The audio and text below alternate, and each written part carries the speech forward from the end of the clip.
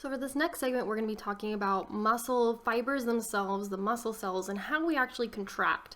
So we looked over all the different types of muscles that were out there, but how do they actually do the work that they're supposed to do? How do they contract to allow for movement? Before we get into contraction, we need to define some new terminology. This is going to be based off of some cell structure that we are already familiar with, just the names are going to change a little bit instead. So for the plasma membrane, we're going to call that the sarcolemma when we're looking at muscle cells.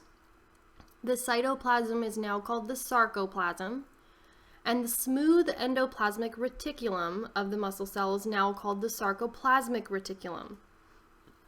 So you probably have noticed the trend of sarcolemma, sarcoplasm, sarcoplasmic reticulum. So if you see sarco, you should be thinking of muscle. The sarcoplasmic reticulum also is going to be where we're going to be storing calcium. Now we talked about the smooth ER previously of being one that synthesized lipids and carbohydrates, but it actually is a pretty multi-purpose organelle, and when you're in a specialized cell like a muscle cell, we can use it to store calcium. Calcium is going to be something very important when we get to the actual contraction part of muscle. Some more terminology that we want to be familiar with. We have muscle fibers that are arranged in bundles, and the bundles are called fascicles. Those muscle fibers are also composed of myofibrils or myofibrils. These are bundles of myofilaments. And then the myofilaments are going to be proteins, actin and myosin, that are arranged in these repeating units we call the sarcomere. And the sarcomere is going to be the contracting unit of muscle. Now if you notice the way I have it kind of arranged on this slide is muscle fibers, myofibrils, myofilaments. Up here where we're not very much indented, that's going to be the larger level, the higher level of organization, and as we go down and indent, that's showing a smaller, more microscopic arrangement. You also notice we have myosin, myofibril, myofilament. If you see myo, you should also be thinking of muscle. So let's look at what it looks like. So here we have a bundle of muscle cells called a muscle fiber. So here we have a muscle fiber. We pull out one of those extensions. We have the myofibril, or one of the fibers. The myofibril we pull out. Here's that myofibril. So we've pulled out this whole kind of unit. We have the arranged units of myofibrils. In each of those we have the myofilaments. And within there we see the sarcomere. Some other things to point out. So again, this is a muscle cell. So the fiber, the muscle cell, and the muscle fiber are the same thing. The sarcolemma, which is our plasma membrane. We have multiple nuclei, if we notice, multiple nuclei. The sarcoplasmic reticulum is this purpley kind of blue net we see kind of arranged all over the top, like all around the outside of our muscle cell. Again, we pull out that myofibril, we see those myofilaments arranged in this repeating pattern of the sarcomere. So there's multiple sarcomeres in this myofibril. Let's look at that sarcomere because again, like I said, this is going to be our functional contracting unit of muscle. And there's two main filaments, two main proteins that are going to help with this contraction. There's the thick filament and the thin filament. The thick filament is made up of the protein called myosin, and the thin filament is made of actin. You may remember actin from a previous chapter when we talked about mitosis and cytokinesis, those actin filaments involved in the cleavage furrow. We're seeing the same filament being used, but just for a different purpose now. So let's look at the sarcomere, that actin and myosin, and how they interact together. So from this line, this is a zigzag line you see here, to this zigzag line you see here, those are called the Z lines. Those are our boundaries for the sarcomere. So from here to here is one sarcomere. Same thing down here. From here to here is one sarcomere. The twisty kind of bead-like ropes you see here are the actin filaments. So actin is here in red, and then this golden kind of orange color with these golf club-like heads is the myosin. So myosin is going to grab on to actin, forming what we call a cross bridge. It's going to pull actin in towards the middle. We call this middle section here the H band. That's where there's myosin only. We have the I band, which is where you find actin only. And the A band goes from one end of the myosin to the other and includes the overlap with actin. When they pull in, the entire sarcomere shortens, so the Z lines get closer together, and that is contraction.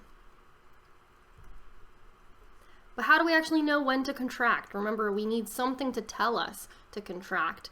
And that contraction is what we call the sliding filament model. So everything we're about to talk about is part of the sliding filament model.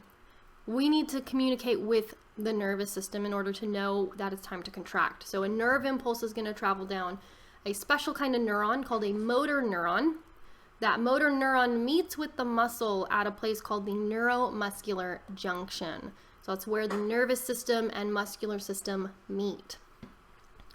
That neuron is going to release a neurotransmitter called acetylcholine, or ACH. And that acetylcholine is going to tell the muscle fiber that they need to contract. Now there's a few extra steps involved in order to actually contract, and we'll go through those in just a second, but acetylcholine is the message, right? It's the chemical message that says, hey muscle, it's time for you to contract. So acetylcholine is received by the muscle fiber, and in response, the muscle fiber is going to release a bunch of calcium from its sarcoplasmic reticulum. Remember, we pointed out calcium was really important. So that storage of calcium gets released into the cytoplasm, into the sarcoplasm of our muscle cell. And so let's look at that neuromuscular junction. So we have this motor neuron. It comes into very close, not quite touching, but very close to our muscle. We have the neurotransmitter acetylcholine that's being secreted out from the neuron, and that acetylcholine is going to bind with a receptor that matches with acetylcholine. So this is our chemical signal coming from the nervous system, telling our muscle it's time to contract.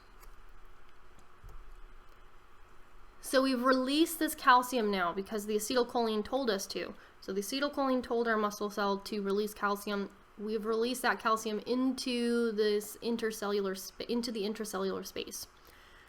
That calcium is going to bind with troponin, which is stuck along the actin filaments.